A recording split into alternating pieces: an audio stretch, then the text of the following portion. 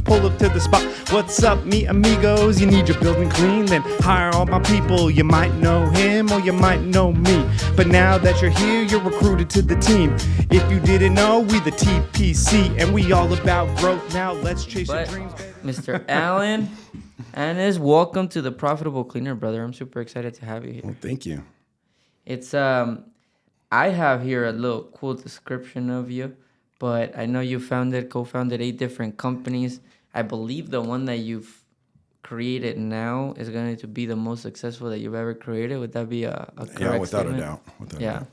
I mean, and I'll let you tell the story a little bit of that how it all came about, because I was going to say acquisition, but it's not an acquisition. It's how you created that from, like, how you manifested that from an idea after being in corporate America for so long as well, while doing side hustles. And now it's like this big, this is going to retire you. Is this your retirement plan? It is, yeah. Or legacy plan, probably?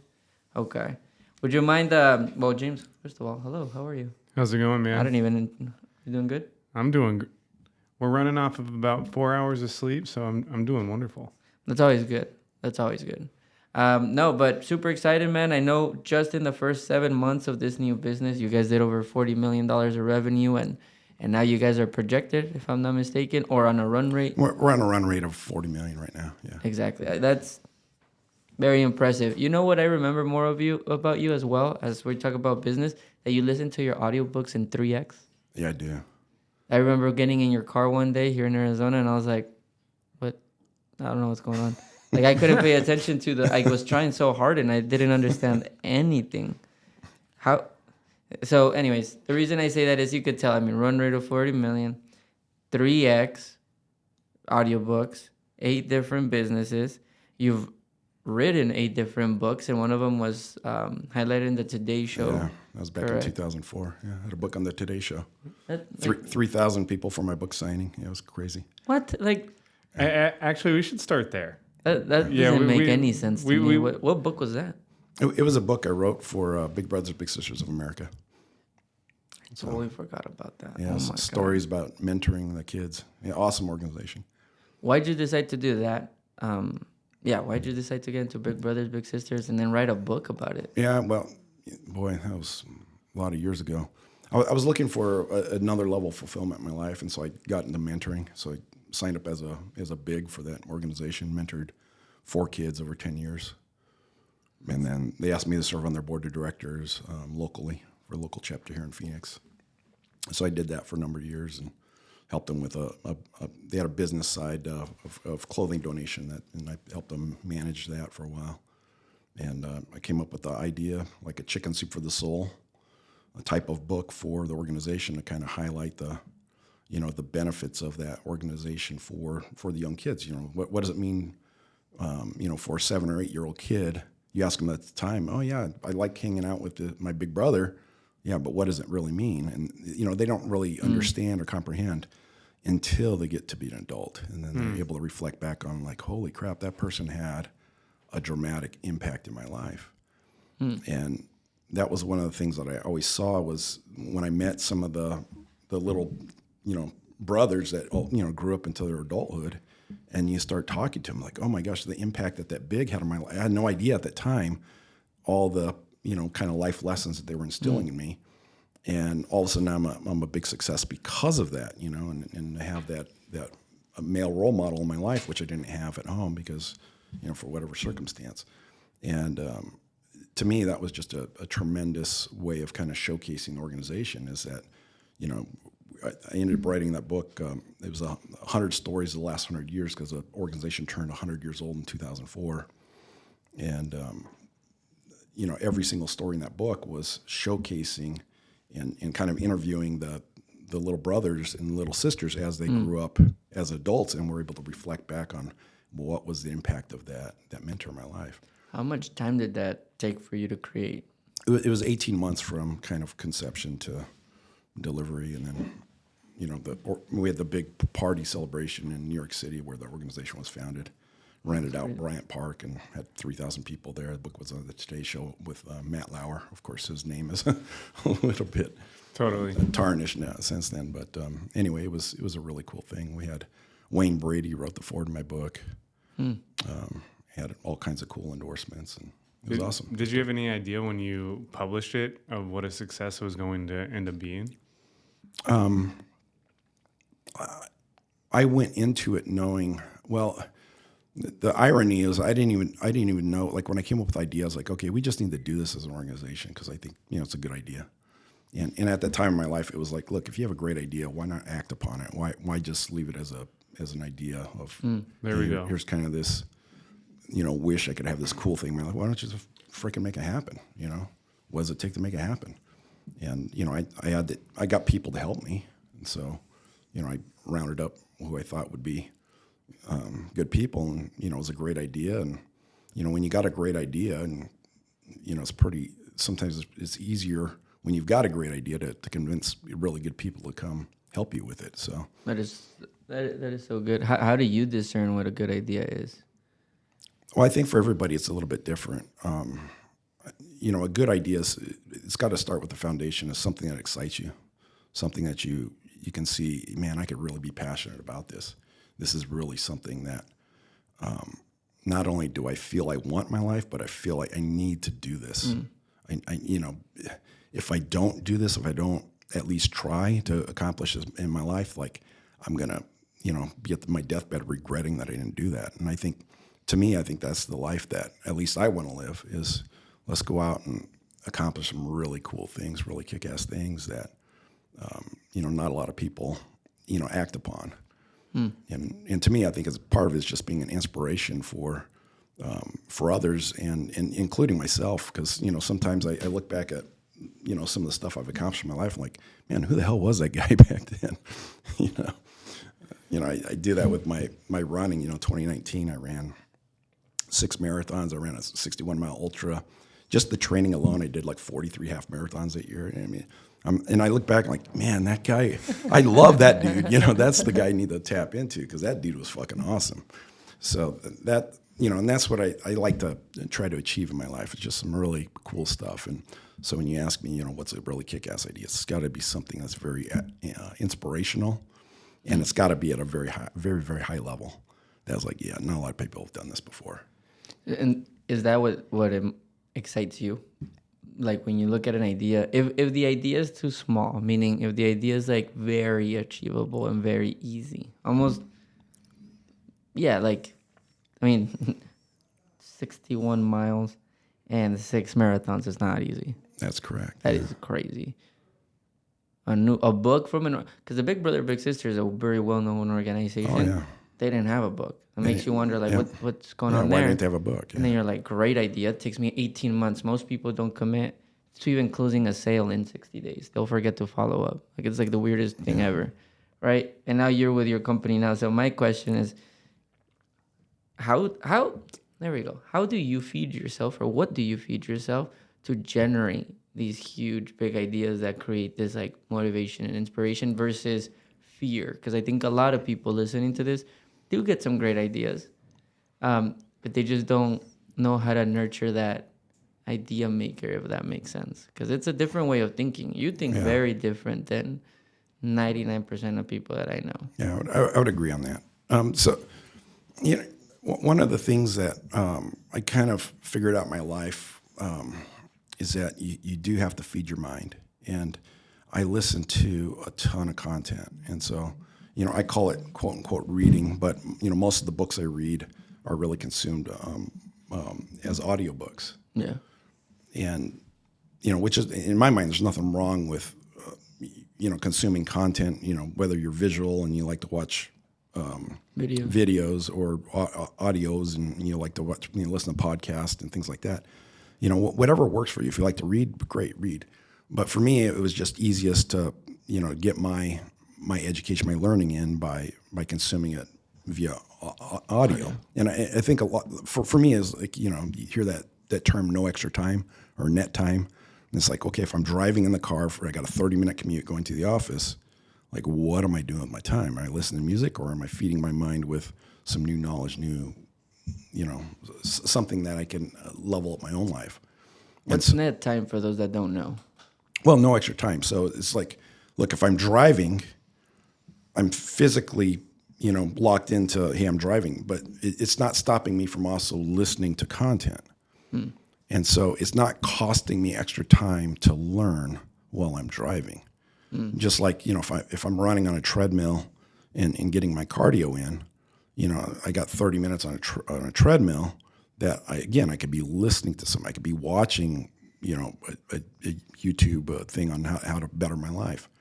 And so I'm there already getting in, a different goal or objective. And so I'm able to kind of piggyback on what I'm already doing. So it doesn't take me any extra time of the day. I'm not carving out, well, geez, I need an extra 30 minutes to learn. Well, no, if I could piggyback that on top of either my cardio or my commute time, then there is no extra time required for that. So I always look for, especially for learning for stuff like that. And I think it's been a critical thing in my life to really, it's like, how do you continue to educate yourself? And, I always say that, it's like, I'm not the smartest guy in the room, but you know what? Eventually I'm going to outlearn you. And I consume typically about 50 books a year. And if you do 50 books every single year, and the books I read are not, hey, here's, something entertaining. I mean, a lot of times I find the books that I read entertaining, but they're about business, they're about mindset, they're about how do I become the best version of myself. And you do 50 books a year after that, and 4 or 5 years of doing that, and you become almost unstoppable. Do you feel unstoppable right now? Oh, absolutely, all the time. What have been your biggest, and I know you're going to have questions before I take over here. I'll take over because I know you, but what are have been the most influential people or influential virtual guests, digital guests, like podcast books, or that people can listen to now that helped you start thinking bigger? Because I'm sure there has to have been that pivotal point, because you're thinking very big, and we'll talk about business and how those ideas came about, but what are some recommendations you give people to start listening to? Maybe? Well, I think that's, I think it's important that we always look for, for me, it's like I like looking for the best people in the world at what they do and learning from them.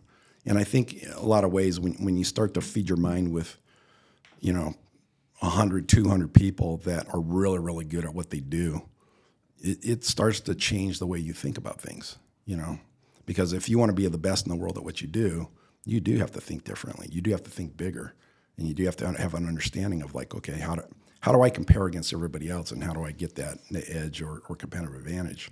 And you could do that in the business world too. So, for me, at least in the business world, one of the big like pivotal points in my life, as you were asking, like, how do I think bigger? I had heard about a guy named Naveen Jain, and he had wrote a book called Moonshots, and I read that book. I don't know, read it, quote unquote, listened to it multiple times because I liked the book. I thought it was great. But you know what? Sometimes when you read books, you're at different stages of your life where you can read a book at 1 year and then 3 years later read that exact same book and then get something totally different. Oh, yeah. Totally. And so I'd read this book, Moonshots, which I loved a lot. And then I saw the guy in person, and it kind of clicked. And one of Naveen Jain's his whole thing in that book, and also in his speech his speech was basically a mirror of what he was trying to convey in the book. But for whatever reason, even after 6 times, I didn't get the fucking message. I had to hear it a different way at a different time. And so he had really talked about how in business, sometimes it's actually easier to make something big than something small. And it just kind of clicked, And at that point in my life, I was like, man, I've got this kind of consulting side hustle business. If I could do $1 million a year in revenue, man, that'd be like fucking awesome, right? I'd be golden. I'd be like, that's my goal. And then I started thinking about it, and it's like, well, wait, how many other people have that same dream? Man, if I could just get my business to $1 million. And there's thousands of them. There's thousands of businesses like that. Yeah. And the problem with that is that you're thinking too small. You're thinking like everybody else. And when you've got that same kind of concept that everybody else does, it's hard to get like really good people excited about it. So if I want to in other words, if I'm trying to build a really, really, really good team because I want a really, really good goal, I can't attract those really, really good people without having something that inspires them. And if you've got the same goal and mission as everybody else, it's hard to become inspirational. So in other words, what I simply did is said, well, why just $1 million company? Why not, have like one of the fastest growing companies in the United States? And I didn't even know what it would take to do that, so I went and learned. So that to me, I think that's awesome, but like that's a big leap from going from I want $1 million company to maybe the fastest growing in the United States. And while you've been talking here, I'm like, okay, I love the idea concept, but I'm more curious about like where does your belief system come from? Like and how do you develop your belief system? A lot of people have ideas, they might have thoughts of thinking big, but then like to actually act on it, you have to have a belief that this can come from. Yeah, I think, and I think a lot of it comes from, you have to start with a good foundation. And what I mean by that is you have to have the knowledge base, and you're never going to get anywhere in life unless you really understand what it takes. And so ideas in and of themselves, everybody's got ideas. And you're right. It's like, how do you create the fastest growing company or one of the fastest growing companies in the United States? And it's not just about, well, I just want that really bad, so I'm going to make it happen. Well, you better know what the fuck you're doing. Otherwise, you're going to get crushed. You're not going to even get there. And so, I couldn't have had that goal or even understand that I could even accomplish it without having, and I decided, okay, well, if I'm going to build this, it's going to be an industry that I know that I can scale up to that level that quickly. And it's like, okay, I've got, over a decade of experience in that particular industry. And I worked my ass off. That's my second competitive advantage. My first is outlearn everybody, and the second is outwork everybody. So if you work 10 years or a decade of your life in a particular industry, working 40 hours, you got 10 years experience. If you work 10 years in industry, working 70 to 80 hours, you've got almost 20 years experience. And so, the harder you work, the more knowledge you get, and especially if you try to really understand the industry at a deeper level versus just kind of running through the motions with what you do. So for me, it was, I had to have that background. I had to have that, in my mind, 18, 20 years experience in the industry. And then you have to have the knowledge of, okay, what is it going to take to put this thing together, of understanding where do I want to go. And then once you've got that big dream, hey, I want to build one of the fastest growing companies in the United States, the fastest growing ever in our industry, then, and you speak it with conviction, and then you build the plan out, then the people start flocking to you. And you got people knocking on your door. I want to be part of this. And it's the best people in the industry want to be part of what we're building now. Yeah. And so it becomes easier to build something big than something small, because if I was to go out there and say, hey, I want to build a mediocre average business, who the hell's going to want? I can attract talent, but it's not going to be the top talent. And if you're gonna work to do something, might as well make it, the best possible version that you can. So why not have the fastest growing company in the United States? I think that's like the most methodical way of someone's explained belief. Because you're right, a lot of people have belief, but it's like, so for example, even me right now, like I'm in my whole relationship with God, like deeply, right? And I was like, oh, I'm trying to increase my faith. And they're like, yeah, all you gotta do is get close to God. And I'm like, okay. They're like, yeah, just read the Bible and just trust whatever is in your mind. And I'm like, why would I trust what's in my mind? I've never even read the Bible. Like, how do I know how to discern this? Because it's similar to what you're saying. Like, no, I need to go learn theology. I probably need to learn the timelines. I probably need to learn history. Like, because if not, I'm just looking at it similar to how most people see beliefs in business. Yeah. And that's also, I agree, that's what makes us deadly as well. I don't think I learn at your pace. I know that for a fact because I've seen you learn. And maybe I'll keep up a little bit on the work. But you're intense, man. I think what you said there was beautiful, because everybody needs to hear this. If your mentor is telling you all you got to do is believe, just really, really want it, that's not enough. It's to get started. It's an idea, but you're right. It's the knowledge, right? It's the goal, and it's knowing what it's going to take. That line right there, knowing what it's going to take, if you do enough research, you'll realize the amount of sacrifice that goes into something. And then now you can make a more educated decision. Now, something you did, because I remember, so for those that don't know, me and Alan meet here in Arizona through like a networking group, right? Through a mastermind. And I remember we would go eat lunch, once a quarter maybe? Yeah. And we would go to the same spot. Oh, dude, what was the spot name actually? Oh my God. Crackers and Company. Yeah. There you go. It's so good. Oh, now I kind of want to go there again. But I remember you came and you're like, hey, I'm putting together this idea. I have an idea. Can I run it by you? I'm like, I don't know how helpful I'm going to be, but I'll be an ear. And then like next quarter, you were like, I have a whole plan. And I believe you had like a 60, 70 page slides. Yeah, like I don't remember how deck, yeah. PowerPoint deck before you even had a business, before you even had presented the idea, before like you had a whole plan. Was it a 10-year plan? Was it a Yeah, it was a 6. I mean that. not wild, like But- 6-year plan before anything, before even talking to somebody Yeah, about it. That's great. and That's impressive. It was, the way I look at business. If you want to get into a business, whether it's in manufacturing, which I did, or if you wanted to do a cleaning business, I know nothing about that industry, but the things I would do is like if I was going to get into starting understanding, like my first step would be is I need to understand that industry. And, to the point where when I'm building my business plan, it could be, okay, I need my understand how do I get in. So if I'm going to buy a company, I need to understand what's it going to cost. I need to understand how do I evaluate a company. Need to understand if I need to raise funds, how much it's going to be. So I've got kind of that intro stage of getting, what does it take to get the company off the ground?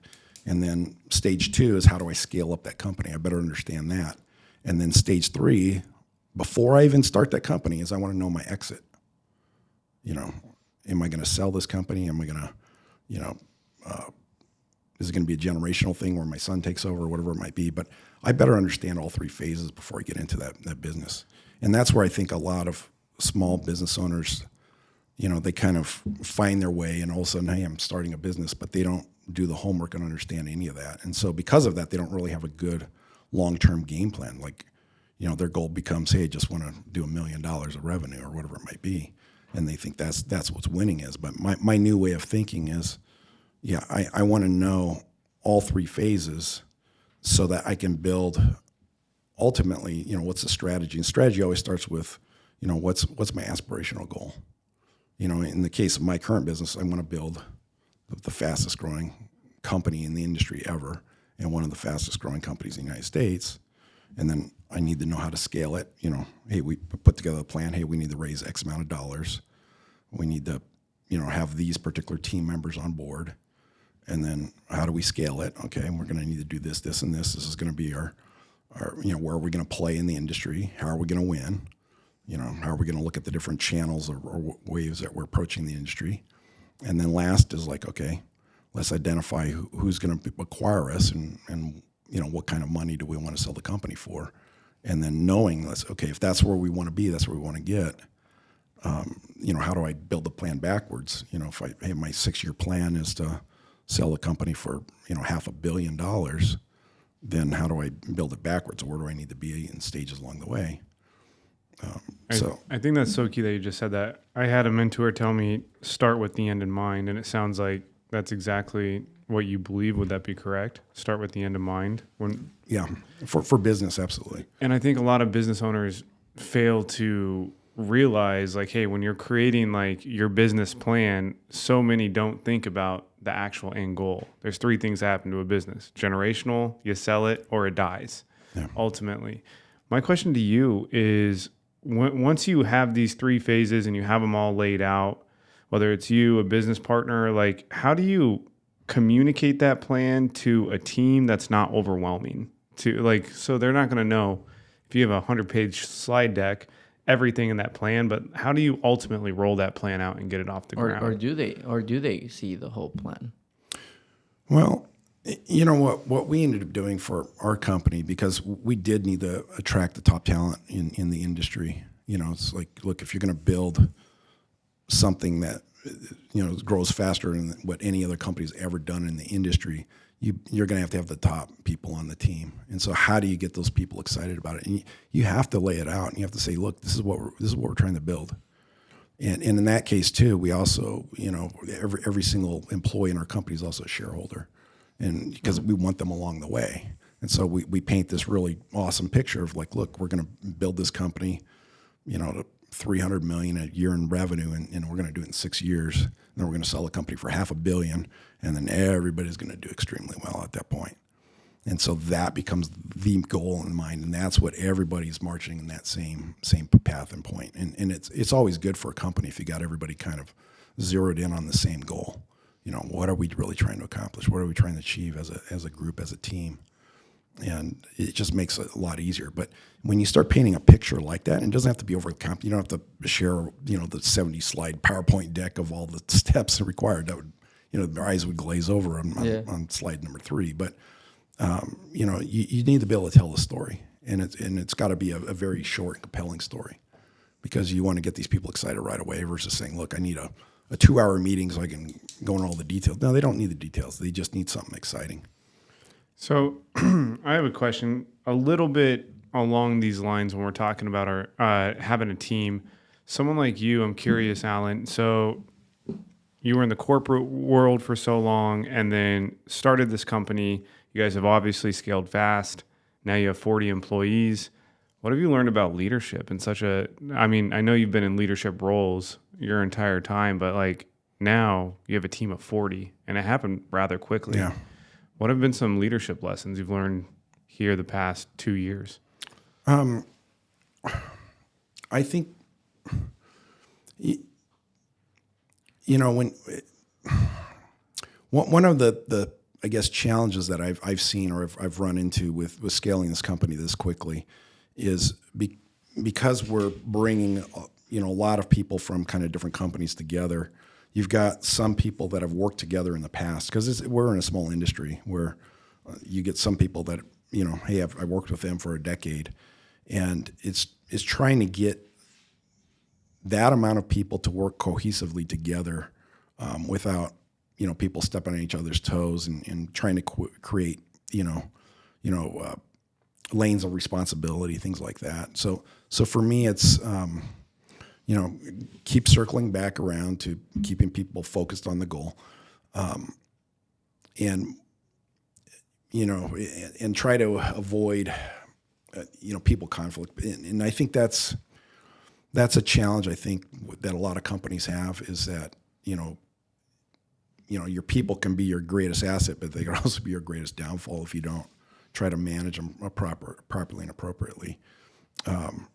But one of the things that another leadership thing I learned from this is that when you have these really, really high level standards and high level goals, looking for trying to build one of the fastest growing companies in the United States, it puts a lot of people under stress, because, if you're in sales, your quotas are going to be ridiculously high, like stuff you've never seen before.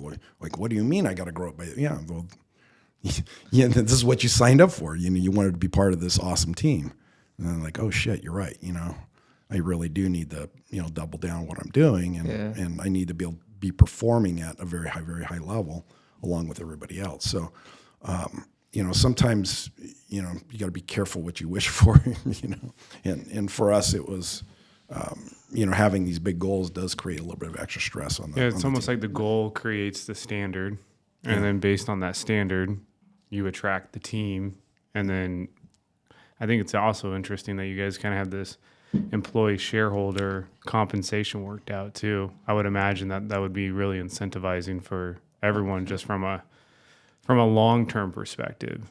Yeah, because that was, I'm a strategy guy, and that's one of the first things that, when I was talking to my business partners about, it's like, we have to have the best team out there. And then part 2 to that is that we have to be able to hold that team together throughout the duration, so that we don't have people jumping ship and have to backfill every 2 years. That makes sense. And so how do you do that? Well, you lock them in. How do you lock them in long term? Well, you make them vested in the interest and success of the company and locked into what our vision is. So, and that was the easiest way of doing that. Now, did that come in because when you were researching stage 2 on scale, you were like, okay, in order for us to become one of the fastest companies in scale, you looked at the have competitive to landscape, and then you're Yeah. like, well, I need these top dogs. Like, did you almost Yeah. know the people, or Well, at least the type of people that you wanted? yeah, exactly. And this goes back to, some of the lessons I learned. I was with a company that, and you get really good salespeople out there, and they have really good relation. In our industry, it's a very relationship-driven industry. And then if one of those really good salespeople jumps ship, they have a major detriment on your bottom line, on your top line and bottom line. Just them moving, all of a sudden you could see, $5 or $10 million of revenue disappear. If you're For your a $100 competitor. million company, yeah. So that was one of the key things. Is like, especially on the sales side, we have to keep the team together. Let's go hire the best salespeople in the industry and then keep them together for the duration. Because if we lose one, when we're $100, $200 million business, that could be all of a sudden $10 million of revenue evaporates, and it's very difficult to grow a company when you got sales falling out the bottom. So you got to hold the core team together and just keep adding more and more people, and that's how you're going to get there. Now, I'm pretty confident. Profitability, when you were researching how to get in, how to scale, how to exit, when you were planning that and you were doing your research, when did your research tell you that the business would start seeing profit? Because in the beginning, you got to get the run like money, right? Yeah. Where you guys, your run rate's ridiculous, so there's a high chance you guys will reach profitability faster. Around what year mark do you start hitting profitability? And I'm only asking that because people here come in, they start a business, and we've fallen short. We fall into this part where you're like, oh, I'm not profitable yet, and then like 6 months, because we don't know what you're getting into. But when the seasoned business owners are like, oh, I'm not gonna see a dime in 4 years, but when I do, and it's like, whoa. And it's like, but they like, we have a mentor that he's like, yeah, man, I already have my plan for the next 6 years. And he's like, and if it all goes to plan, but if it doesn't, this is where I'm going to see. And when it hits, it'll be beautiful. Well, and this is where I think it's important for any business or any industry is you got to know your numbers. And what I mean by that is, look, again, I'll give the example of the commercial cleaning industry. And it's like, again, I know nothing about that. I have no idea what is a good EBITDA, what's a bad EBITDA. But if I was going to get into the industry, I'm going to know those numbers before I even jump in. And so then the question was, well, how the hell do you know that? How are you going to learn that? And well, the first thing I would do is, like, if I was going to get into commercial cleaning business, I'd start cold calling the companies that already do that. And I would be asking them, look, I'm interested in buying a company. Are you interested in selling? And eventually I'm going to get somebody, yeah, I'm interested in selling. Okay, let's schedule a time. I want to come by. I want you to teach me and educate me on the industry. And then I want to see your books. Because if you want to sell me the company, we got to show. And eventually, you're going to get somebody who's going to show you the books, and you're going to get a baseline mark. Well, okay, they're making 10% or 15% EBITDA or whatever it might be, and then I'm going to go to another one, and then I'll go to a different city, and I'll find somebody different. And then I'm going to get multiple data points. I'm going to see a bunch of different books. I'm going to start to really understand that industry, because now all of a sudden, imagine if I get 10 data points in 5 different metro areas. Now I've got a good idea of, okay, as an industry goes, I could probably benchmark what is good, what's bad. And so I could look at those 10 companies that actually saw their books, and I could identify, okay, who's the top 2 or 3, who's the bottom 2 or 3, and then who's in the middle.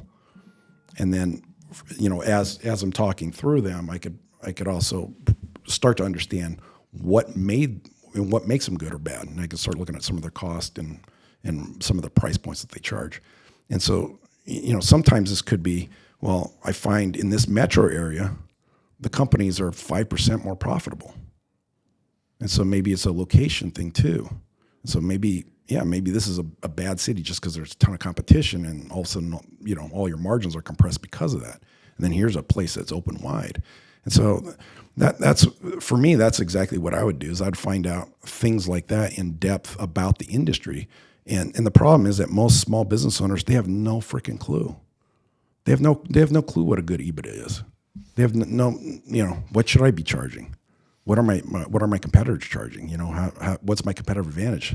Can I get more out of what I'm, the services I've got versus what they're doing?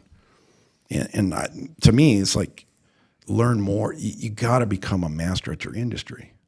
I think you just nailed it, man. So years ago, I sold a small little marketing agency, and I had no idea. And I had been in the industry for like 3 or 4 years. I had no idea what the EBITDA was. So what I did, and I think anyone can do, I love the idea of going directly to the source and actually literally calling someone. And that's assuming, like, most people that are listening right now, you guys are in the industry, so you guys know a lot of the profitability margins, but Or do they know? That's what he's saying. Most people feel like they know because of their books, but he's saying go get a bunch of data. Yeah, of course. And I think another way to do that is you can also just go to local listings of brokers too and go to buybizsell.com and start like going through these listings, and in 30 minutes you sign an NDA just to get the data, right? Of, hey, this is kind of what it's selling for. This is top line revenue. This is profitability, before you ever even deal with the business owner. Once you have that data, Alan, then what do you, like, I guess where I get hung up with all of this data points, and this is what I'm most excited to learn from you about, is so I have all this data, and then you're a strategist. How do you put it in a plan? Like, that would be phase 3 for the plan. Maybe phase 2, so you can see where you're scaling and how fast to scale. I believe it's still phase 1, right? Like Before I get in, you're just doing research before you do the phases, right? Yeah, because I don't want to get into an industry. I don't want to even think about getting into an industry until I understand the numbers and that, where does, like, if I'm going to buy a company, and I might be looking to buy one that's underperforming so I get a better deal on it. And then what do I need to do to change them around so that I can have the margin numbers that I need?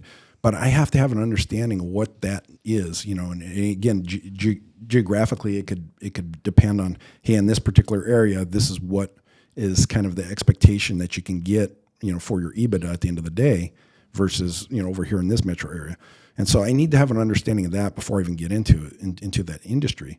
But when you start to understand those numbers too, that's where you'll understand, in the merger and acquisition world of where do you need your company to be for the exit. So not only are you kind of planning your entry, but you're also planning your exit of, like, okay, if I'm going to sell this company, 5 or 10 years from now, what does it need to look like in order to be there? What does my EBITDA need to look like? Where do I need my my cost to be at different areas, how many employees versus, revenue generated. So there's all those type of things that we don't think about on a daily basis. But if you knew those answers, now you got a path for where you need to get your company to be a good acquisition target. It's not about, well, I'm just going to sell my company. Well, where does it need? What does that company need to look like? What are the systems and processes they need in place so all of a sudden I can become appealing for an acquisition target? What do my books need to look like in order to become a good acquisition target? So it's not only learning about where do I get in order to scale, but it's also, like we talked about earlier, it's what's the exit, start with the exit in mind. It's like, I need a company that looks like this, that has these systems and processes, this many employees, with this EBITDA, and then that becomes a good acquisition target. And the only way you're going to know that is if you understand the industry. So a question to you on that, and I think that makes sense. How do you, like, educate me here? How do you put, like, timelines in place? So we have a mentor that says, like, timeline of execution with plans. And sometimes I feel like if I'm creating a plan, I'm guessing on the timeline of execution. I don't care what phase it's in. So, like you said, hey, we have a 6-year plan. How did you guys get to 6 years? And then, like, how do you create those timelines of executions regarding the phase? Just, like, break us down, someone who's a strategist, like, this is how we do it step by step, and how you identify, like, timelines for a 6-year plan versus an 8-year plan. Well, for what I did with mine, and again, every industry, every example is going to be a little bit different, but for what we did is we really looked at, from the sales side, is how long does it take to scale up to, a certain amount of sales, or to go from 0 to, 40 million in a territory. And that's where we kind of came up with the point of, it's probably 5 or 6 years, and then we're going to end up with, whatever it might be, 15% market share. And then knowing that once you hit that, 15, 20% market share, your growth slows down because you've already kind of saturated a lot of the low hanging fruit, and to grow the company, it takes a little bit longer. And so for us, you know, it was again going back and understanding what's kind of the nature of the industry. And so, you know, again, if I was getting into commercial cleaning, I would want to probably have some knowledge on that before I kind of set, okay, do I want to build a 5 or 10 year plan of exit, or it could be even a 20-year plan, you know, and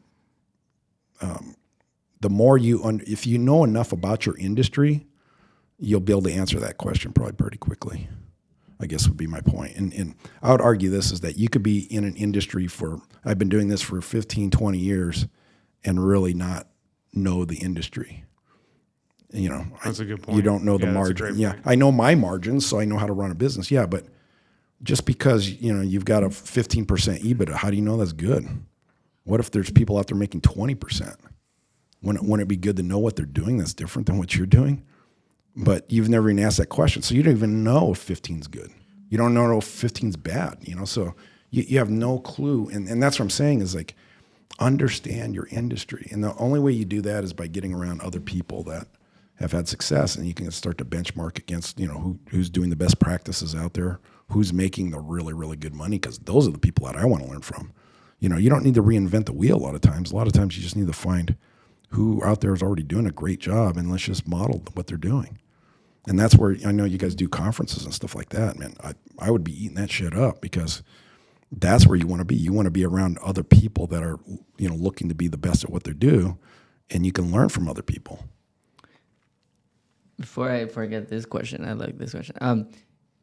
Well, if you were in our shoes, and you know we run an event, so first year we did 55 people with an average size of like each company was like what, 2 million if we 2 or 3 the top million. and the bottom averaged them out. The second event, 96 to 100 people, different companies, averaged out I believe 7 or 8 million ARR on average, right? Okay. We got next event, right? 300 people is the expectation. My expectation is about 9 million average size of company, Okay. right? But we're gonna get. I mean, there's some big boys, big 120 something, and then you got the mom and pop shop that's at 200,000, right? So it depends on where they're at. What would you do if you were our partner or our mentor, right? And or consultant. There we go. You're a consultant, strategy consultant, and I said, Alan, what can we do to collect data points that will then make our event and improve our industry? Maybe we can create benchmarks, maybe, because we have access to 300, not just employees. These are the executives of the teams. We're talking director of operations, COOs, CEOs. What could we do to improve? Because that's one thing that we need to like get a grasp on. Yeah. And I'll say this, like there's an organization called Certified Contractor Network, and it's in the construction world, which is, you know, with the background that, you know, I'm in chemical manufacturing, but it's for construction. And that CCN organization does an incredible job. So their whole purpose of that group is really to make small contractors more profitable.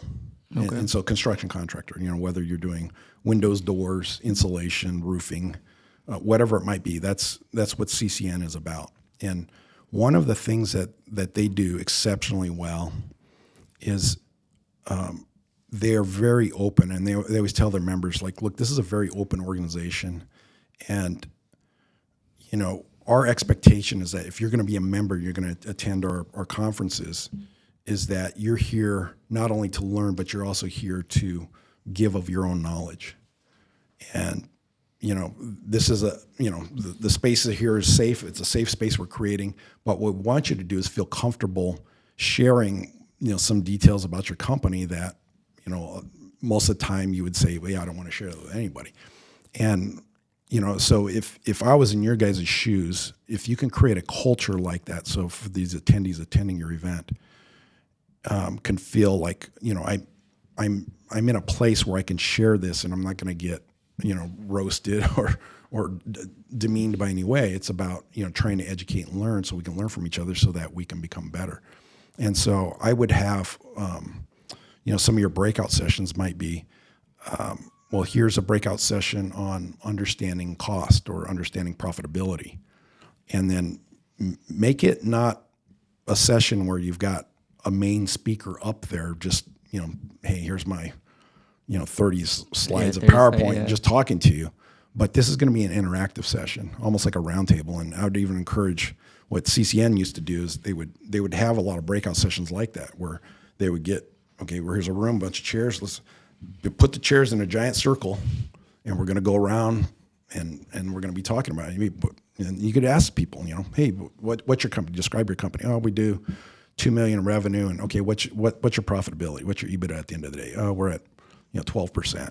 And then all of a sudden, the rest of the room's like, wow, Or you could ask, you guys think 12%? Is that good or bad? Yeah, like and then all of a sudden, and then now all of a sudden you got interaction. Well, why are you only getting 12%? I'm getting freaking 19. How the hell are you getting 19? And then all of a sudden, they're sharing this. What's your cost? How many employees you have?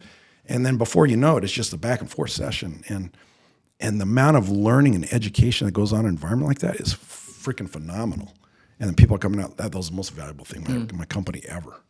And I've seen that with CCN. You could talk to some of the contractors. Like, I was like 3 months from going bankrupt, and I went to CCN, and I freaking learned all this stuff. And 2 years later, my company is so profitable. I've got money coming out my ears.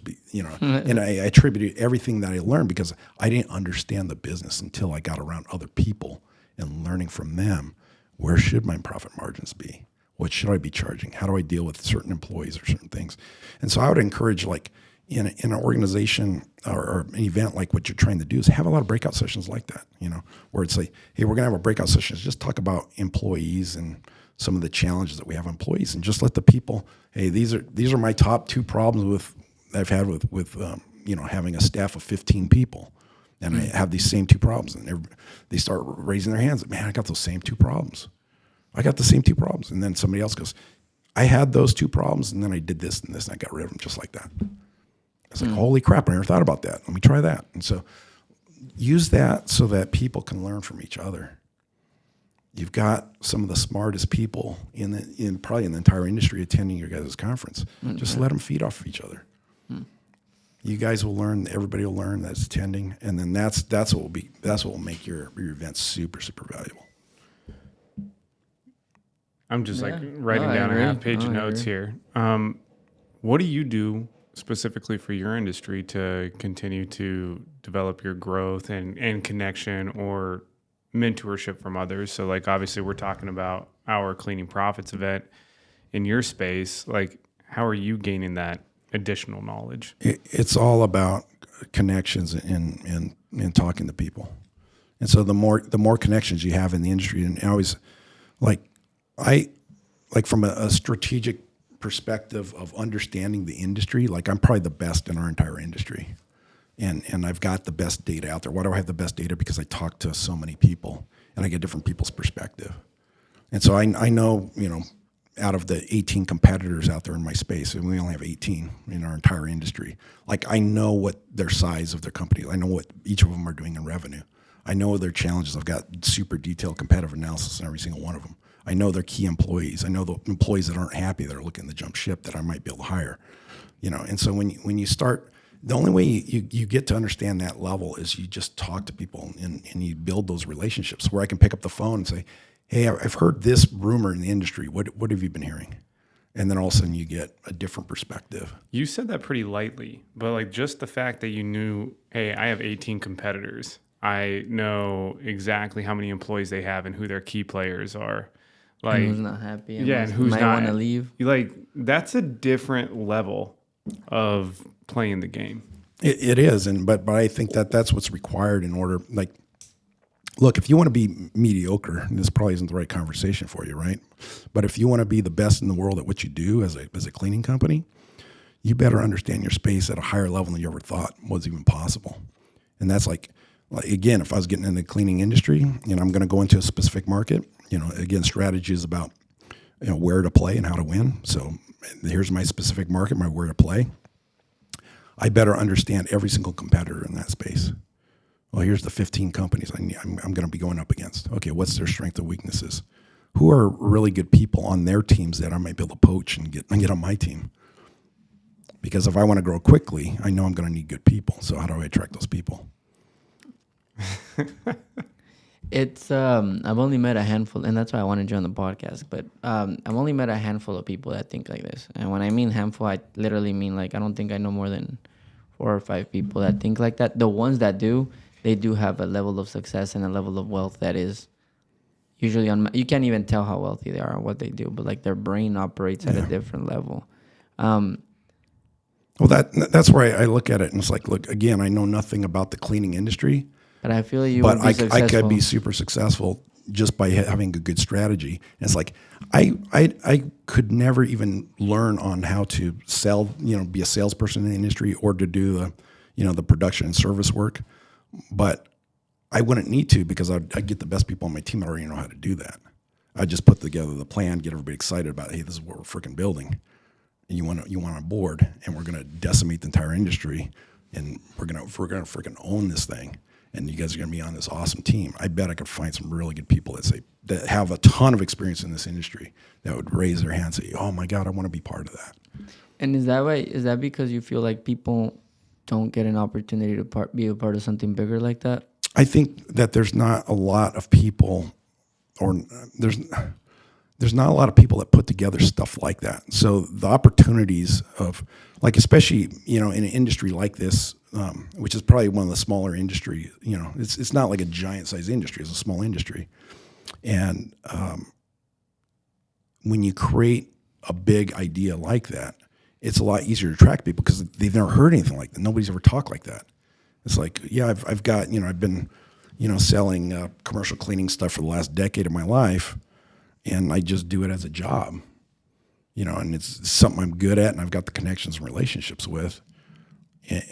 But then if somebody came to them and said, hey, look, we're going to build something special.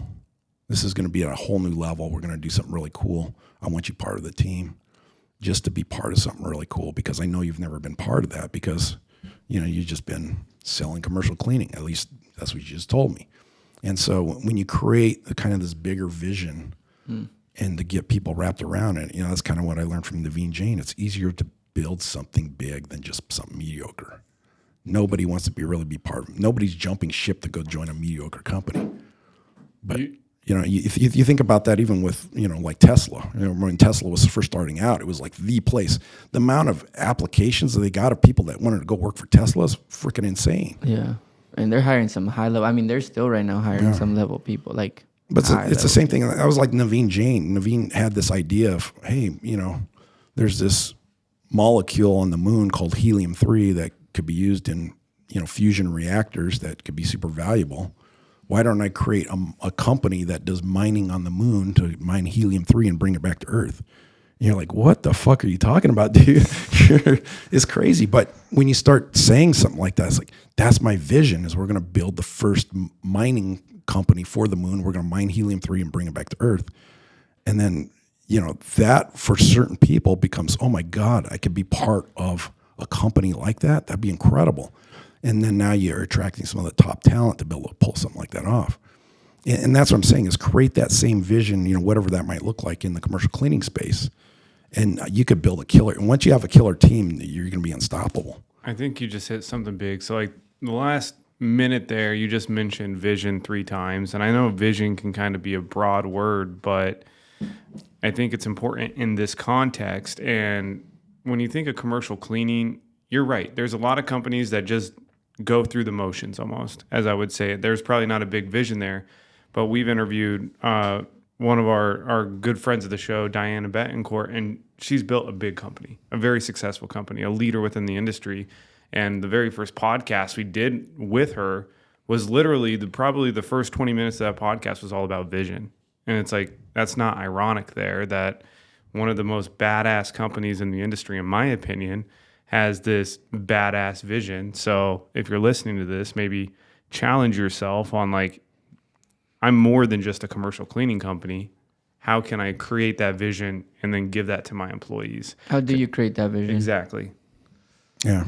That a question? Yeah, that's a question right there. I mean, I now I see it. So like if I were to go through the steps you talked about, because now I'm like thinking of all of our businesses, right? And I'm like, I don't think like you thought.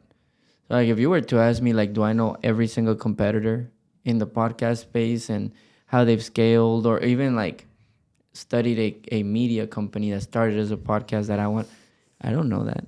I don't know that. We know that.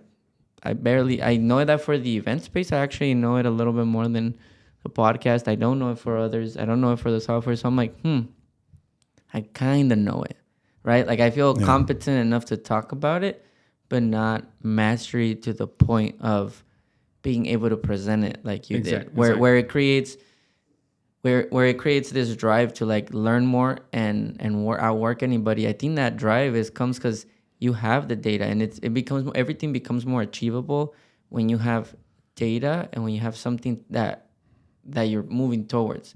Because like sometimes we sit down and we're like, yo, I feel like I'm in the dark. Like, I don't know how big these things can get. And if I don't even know how big these things can get, then subconsciously your mind's like, well, is it worth doing it? What can I do? What should I do? Yeah. Should I move faster? Should I move slower? Am I doing good? Am I doing bad? Exactly. I don't know. Like it's this constant, and these are the little things that I feel like in your mind don't happen. Not because you don't have doubt or anything, or that's normal, but because you already have the insight. Yeah. So you're like, oh, data into insight. Is it? And then someone comes to you and goes, hey, is it doable? Yes. In how long? 6 years. And you speak with certainty because you've got the data to back it up. And that's what I'm saying is like you need to have a higher level of understanding of whatever industry you're in right now. Like if you want to grow, if you want to accomplish something special, you can't just say, and that's how this conversation started, right? You can't just say, hey, I've got this cool vision. It's like, well, how do you know you can pull that off? Well, because of this, this, and this. And then when you can speak with certainty because you've got the data, you've got the knowledge to do that, that's when the people can attach onto your, oh my God, this guy really knows what the fuck he's doing, you know? And just like for the instance, like if I wanted to get into this space of commercial cleaning, you know, it would probably take me 3 months to really understand the industry. 3 months, just okay, because people are gonna do research and then do it for like a day or a week and be like, oh, I think I know. No, you got to put in time, and that's there's no substitute for that. And for me, if I was getting in this industry, it'd be just talking to as many people as I possibly can, and you learn from the best. So you know, this lady that you know has a super successful, like she would be one of the people I'd want to talk to, and I would just pick her brain on every possible thing. And hopefully she'd be willing to share it. And I'd try to make it compelling to get her to share information. Yeah. So whatever that might look like. But that's, you know, again, part of building relationships. Well, here's the good news about this industry. And I think we know this, and everyone that avidly listens to the show, I believe, would think the same, is like this industry is competitive, but this industry is also very, very open with each other, especially if you're not competitors in the same market. So like people are very willing to give. Yeah. Just real fast before we move on to anything else. We ain't moving on anywhere. Yeah, I don't want to. I want to extract all this from your brain. We're talking competition right now. Do you have, just like you had mentioned a few, but would you recommend any other key points in when like building out a competitive analysis? So like, obviously, what data points, right? Yeah, like, what data that's what points. I was wondering. Exactly. So I'm like, what data points do I search for? Well, number one is you got to identify all the competitors out there, or at least, you know, the ones that make up 80% of the space. Maybe the bottom 20 don't matter. You know, use a Pareto principle on that one. But you know, once you identify who those competitors are that make up that space, you want to have an understanding of what is their revenue size, what's their top level dollars, and again, if you know, learn who their employees are. And so once you understand their employees, you know, I would even start reaching out to some of these people and see if you could become their friends.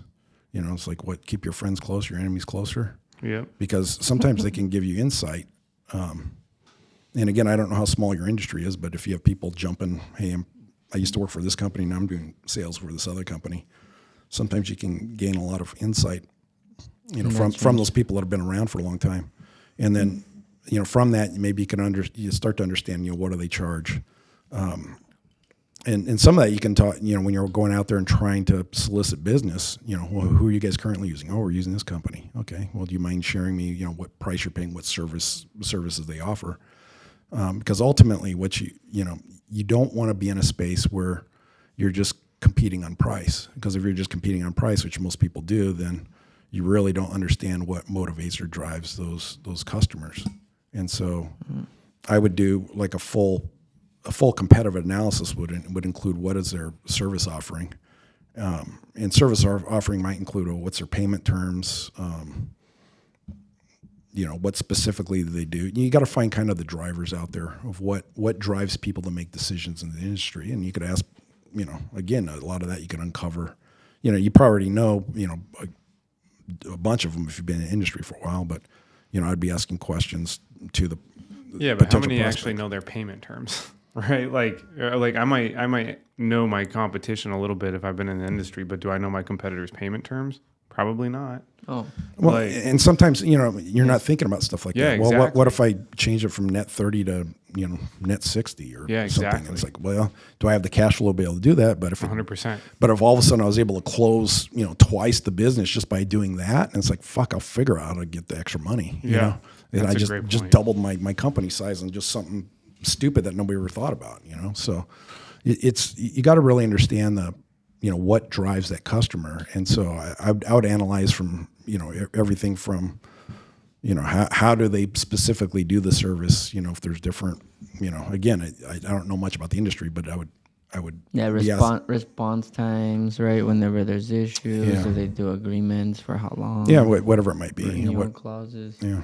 That's interesting. So once you have all those data points, then you could chart up, where all the competitors are.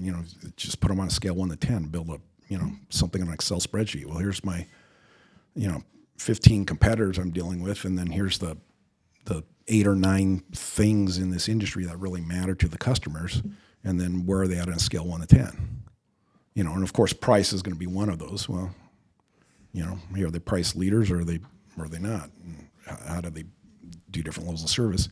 And then also I'd look at, in the strategy world, you look at, what you would call like a segmentation of like, I imagine that there are big companies you can go after to get big contracts, medium size and small ones. Yep. And so you might want to specialize as a cleaning service. Well, maybe the middle of the market is where I want to be because I don't want to deal with the big ones because they're, whatever demands or maybe they're lower price point margin or whatever it might be.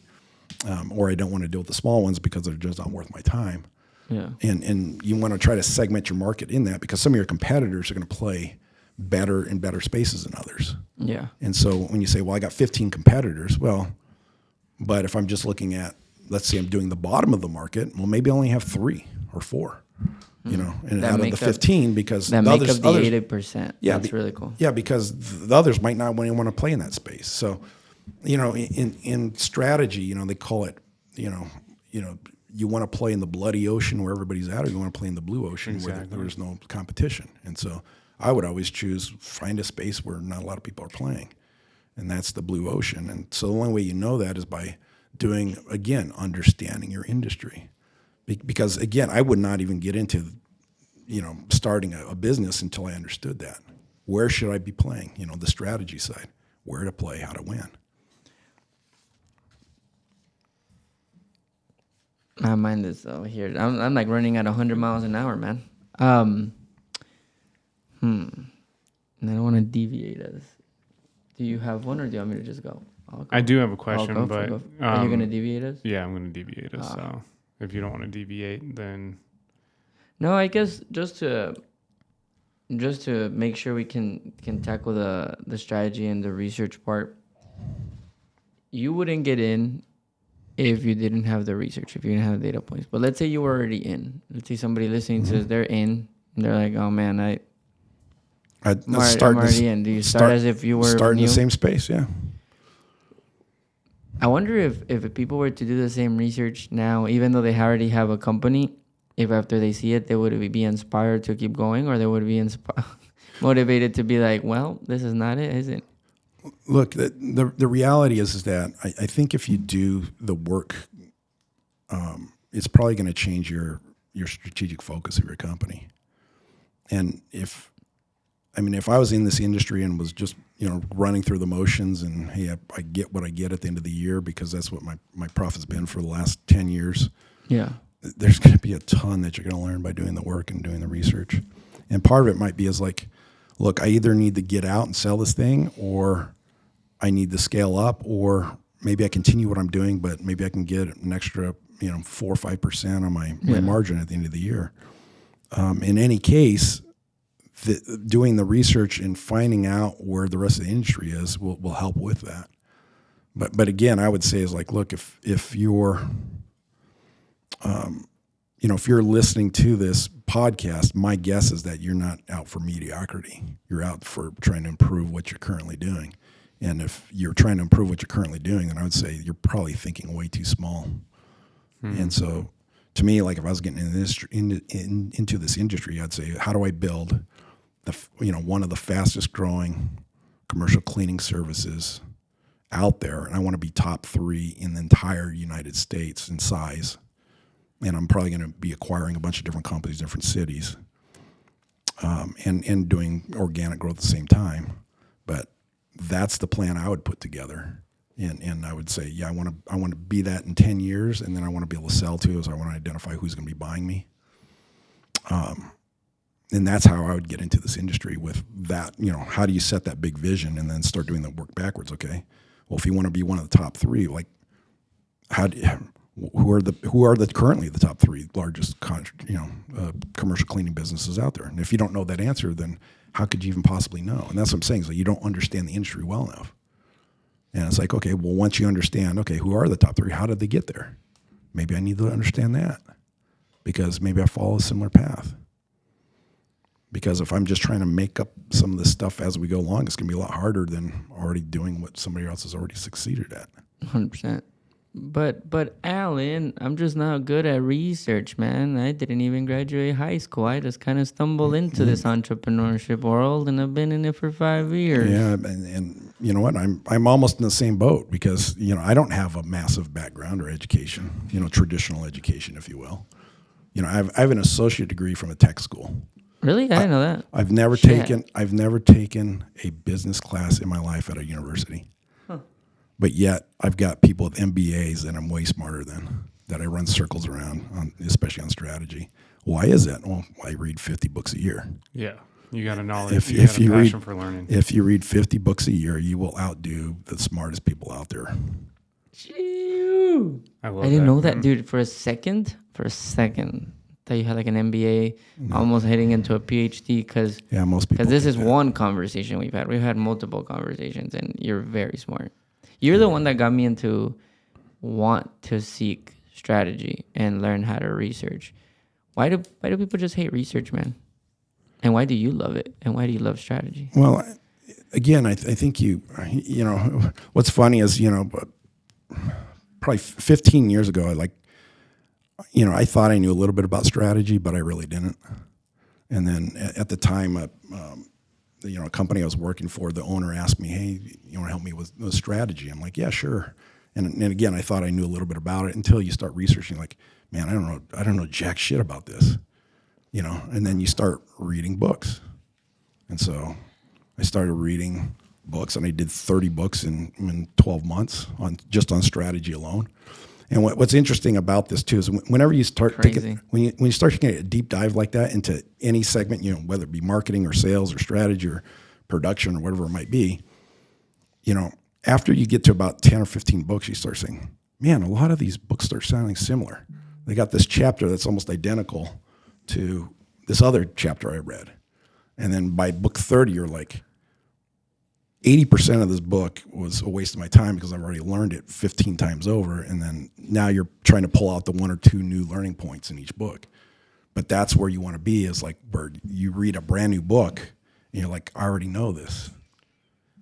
Because I've listened to 28 other books that said the same damn thing, maybe in just a little different way. And that's how you know that you're progressing your education. And I'll say this is that, did I start out loving strategy? No. But as I became better at it, it became, just like anything. You get good at something and you actually like doing it. Yeah, exactly.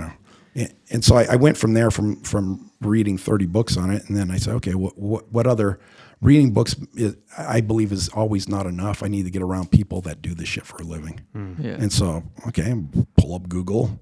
What are the trade organizations that are really good at strategy? Oh, there's really only 2 in the entire freaking world.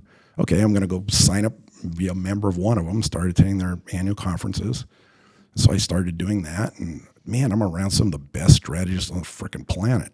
And I got their time and attention, and they're teaching me.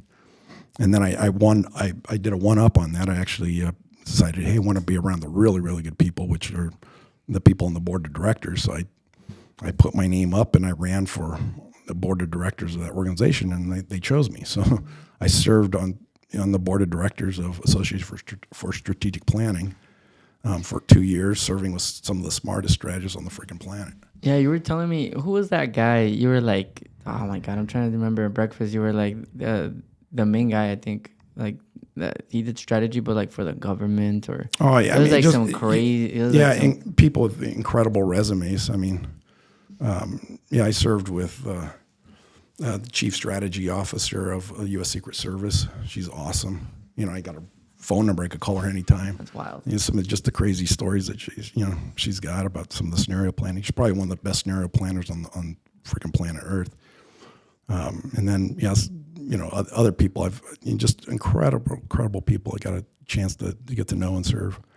It was awesome. What are some of those scenario planner? Yeah, Imagine that's your I've never job. even heard that like put in a term. No, it makes sense though. Like Yeah, the bigger the totally. company, there's people that are literally just hired to build out possible scenarios based on the economy, the market, competition, and then how would you get out point A, point B, point C, Yeah. point A, point B, point C. Yeah, and with the chief strategy officer of the Secret Service, like one of her scenario plannings was, what if there's a rogue nuclear bomb in the United States? What happens? How do you play out that scenario? How do you put the resources in place after the fact and before the fact? I'm highly interested in that. Can she send that too? That's insane though, because it's like scenario planning. Then you go to risk management, safety, like this huge trickle down effect.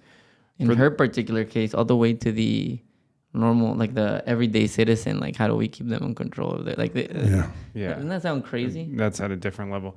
What are some of those early books on strategy that you might recommend? I know you had said Bloody Ocean, Blue Ocean. I know Blue Ocean's a big strategy book, but drop some good books out there.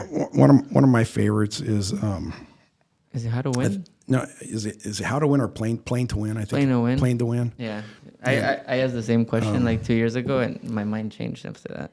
Yeah, and that's some the guys that put that together had high roles at Procter and Gamble, and I love that book from and I always that's where I use that terminology, where to play, how to win. And it came from that book. Yeah, Playing to Win is the title. Yeah, of it. I have it in my Spotify or my audiobook, so I'll send it to you. It'll change your life. Yeah. It'll change your life. That's when I decided, after I read that book, I think that's when I decided to, a couple months after that, move to Denver. Because I remember like that big aspiration. Like it starts with aspirations, but like you said, big ass aspirations. And I remember that's when I called you. And I was on a little strategy hike because I was hanging out with this that's guy. right. That's right. That's because of him. That's when I was hanging out with him a little too much. A little too much, apparently. Yeah, if you want to learn the mechanics of strategy, Michael Porter, I think, has the best books out there. One's called Competitive Advantage. What's his other book called? I don't remember his other one, but you just put in Michael Porter, and one of the most famous strategists out there. But that's your mechanics of what are the things you need to be looking at of data collection, and how do you slot yourself into some of that stuff. I have a question because I also know that you're very, you learn a lot from everyone. How do I word this question? So with AI, is knowing strategy, is strategy something that can be replaced by AI? Or will AI only be giving you, can it read all the data and insights without you probably having to do all this crazy research and then you kind of turn it into insight? Do you think this is a good skill set to learn now going into these new times? If you're AI will affect it. I would say this: if you're in business, strategy eats tactics for breakfast, and so to me, it's an essential skill. You could dominate the marketplace if you understand strategy. Where AI will play into that eventually, I have no idea. I imagine at some point AI is going to be smart enough to do that. Right now, AI isn't smart enough to make a lot of strategic decisions because it's just not there yet. It's not there to do the research and have the critical thinking. But eventually might be. But for now, I'm looking at what are we going to be doing over the next 5 or 10 years, and strategy. And in my mind, in the business world, if you understand that and spend more time with strategy, you'll be better off than most of your competitors, which is where you need to be. If I start today and start reading books and watching videos, like if I commit to strategy, when can I see some, not fruition in my business, because that's a different, implementation is a little different, but when do you feel like I could start maybe understanding it a little bit more if I commit? Like once I read that 30 book mark, like you said, or do you feel like there's going to be immediate shifts already in the way you think if you start doing it? So if you're just learning for learning's sake, then I would say don't do it. If you're learning to eventually implement what you're learning, then that's what learning should be about. And so when you start reading any book, the question you should always be asking yourself is, how do I apply this in my life, in my business, in my whatever it might be, in order to get benefit from it? Otherwise, it's just knowledge, because knowledge is not enough. It's about the implementation of that knowledge that is the critical part. And sometimes you're going to read a book or listen to a podcast that you're going to learn something really cool. And yeah, you might not implement it for a couple of years, but have that always in the back of your mind when you're reading these books. It's like, okay, what am I, how can I really apply what I'm learning here?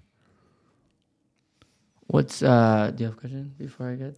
Because I can keep going, bro. So that's why I'm asking if you have anything in your, okay. You keep going, because I'm going to turn a hard left at some point with a few questions I have for Alan. So. Are you ready for a hard left? Let's do it. Let's do it. Okay. I knew that you were a huge strategist coming into it. I knew that you could process information better than anyone that maybe I've ever spoken with. I did not know, though, about the 6 marathon, 61-mile ultra marathon. And the reason I want to extract this from you and learn a little bit here is I've recently, going back to reading books, have read 2 books on marathon runners. Okay. Just to kind of learn more about their mindset and their endurance. And Cameron Hanes is one of the guys that I just read his book, Endure. Talk to me about what got you into marathon running and maybe what you've learned and how that's been applied in business when you're training and running for these marathons. And that was kind of an interesting journey because, that year 2019 was just, like I said, I look back at that, like, who the hell was that guy? Ran 6 marathons, 61-mile ultra. And then the training alone was insane. I mean, you're a half marathon or more every single weekend for your long run. And then the training for the ultra was like I was running a marathon every weekend, for 6 weeks going into that. And the crazy thing is that wasn't even enough training. It's like, yeah, I'm going to go run a marathon this weekend just to train for a 61-mile ultra, or longer, because a lot of those training runs were really 30, 35 miles. 35 was the most I did in the training for that. But yeah, and it's like the amount of willpower that it takes, and I remember there's certain days, because when you understand those long distance running, it's like you have to put in a long run, and the long run is always the most important run. So if you're training for a marathon, you might be on an 18-week, training cycle where your long run starts out at like 6 miles, and then it goes to 8, and then it goes to 10, then it goes to 12, and then back to 8, and then up to 14, and then 16. And then your longest long run might be 20 miles, and then or 22, and then you back off to 18. You have multiple 18s in there, and then eventually you get you taper down back to 12 or 10, and then eventually now you're prepared. Now you're mentally prepared, because I'll say this, with long distance running, it is a mental game, and that's one of the things I learned that I didn't really understand, and that's why I enjoy endurance running. Is I hate running in and of itself. You hate running? I do. Okay. But it's the mental. I've heard so many endurance runners say this. It's the mental challenge that thrills me, and it gets you to do something hard. And I think that's what So often in life, we're always looking for the easy path, easy way. Hey, I want to live my life of comfort. And the problem with that is that, and I love the saying, you know, how does it go? Strong men create good times. You know, good times create weak men. Weak men create bad times. Bad times create strong men. Yeah. So it's kind of this cycle. And you can think about that even in your own life. And so, you know, my dream, my goal is to have the easy life where I'm not working and I'm not stressing myself and I've got no worries in my life. Well, what you're really saying is like, I want a life of weakness. And, you know, if you got a ton of weakness around you, then that's going to lead to bad times. And so, yeah, you may be financially set, but it's going to wreak havoc on your brain because you're not trying to be a better version of yourself. And so I think that's always the thing that we have to be very conscious. And no matter how much success we have in life, we shouldn't be seeking the easy path. And I think it's important that the more difficult path we face or put ourselves into, the better the life we will have, whether it be a life of, you know, success financially or success in marriage or with your family, or just a level of fulfillment. Because I'll say this is like, I've accomplished some really kick-ass stuff in my life, and I don't want to be at my deathbed saying, man, I regret not doing this or not trying this. And that's why I push myself into difficult situations, because most of if you want cool shit in your life, if you want cool accomplishments, it's going to be hard and it's going to be uncomfortable.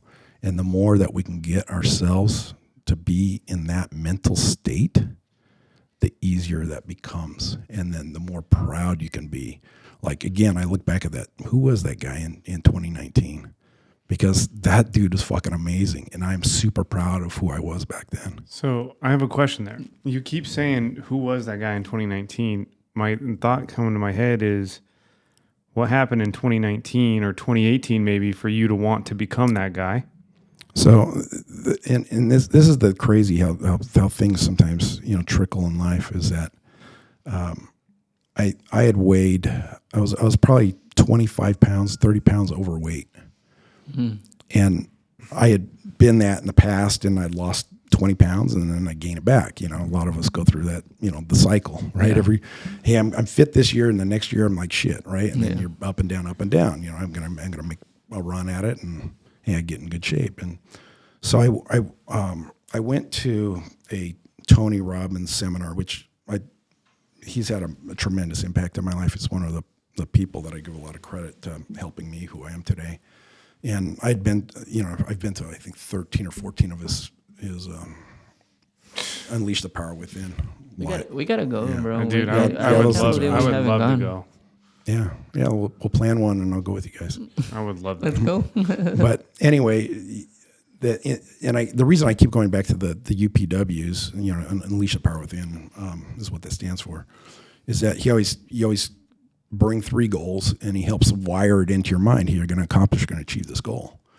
And for me, and I knew that, already knew, because I've been to so many of them. It's like, okay, I'm going to go into that event. I'm going to get this stuff wired in my brain so it becomes effortless for me to go accomplish this goal. Because again, if I want really, you know, good goals, they're going to be hard to accomplish. And sometimes it's hard to get up in the morning saying, hey, I'm going to go 100% at the day at accomplishing this goal. And so I'm like, that's what Tony Robbins, those events were for me, is it was kind of ingrained in my brain so that it became effortless. So it didn't feel like this, I'm pushing a giant boulder uphill. I just felt pulled towards becoming the better version of myself. And so one of my goals was like, man, I need to get back into shape. I need to lose these 30 pounds. I need to become more healthy. And that'll be my goal. My goal is to lose 30 pounds. And what was interesting is I got there, and this goes back to what we're talking about, you know, sometimes the ordinary mediocrity is not what inspires. You know, we talked about that in business. Hey, if I want a mediocre business, is that really going to be inspirational for people to help me get where I want to go? And so for me, I kind of had that realization. It's like I had gained 30 pounds, and my goal was to lose 30 pounds when I'd already done that before.